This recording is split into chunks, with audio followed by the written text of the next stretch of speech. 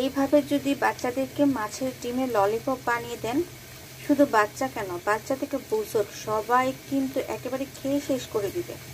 গরম গরম সসের সাথে কি যে মজা।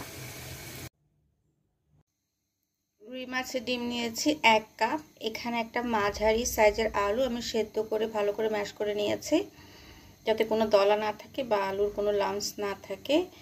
আদা রসুন বাটা নিয়েছি 1 টেবিল চামচ।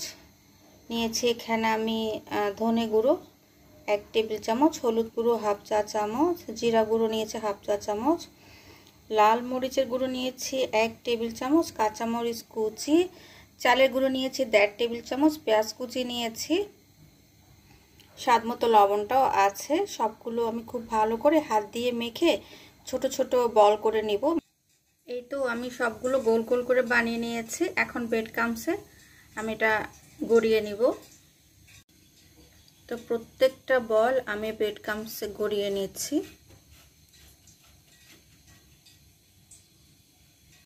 মিডিয়াম টু লো ফ্লেমে আমি ললিপপগুলো ভেজে নিচ্ছি।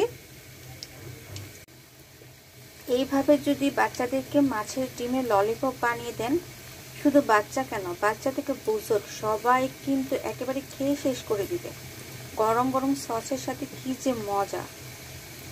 তো এক পিঠ ভাজার পরে আমি অন্য পিঠটা উল্টে ভেজে নিচ্ছি। তো ভাজা হয়ে গেছে, আমি চুলাটা কিন্তু অফ করে দিয়েছি। তো গরম গরম ললিপপ সসের সাথে পরিবেশন করুন, তারপরে ম্যাজিক দেখুন, প্লেটটা শুধু খালিই থেকে যাবে।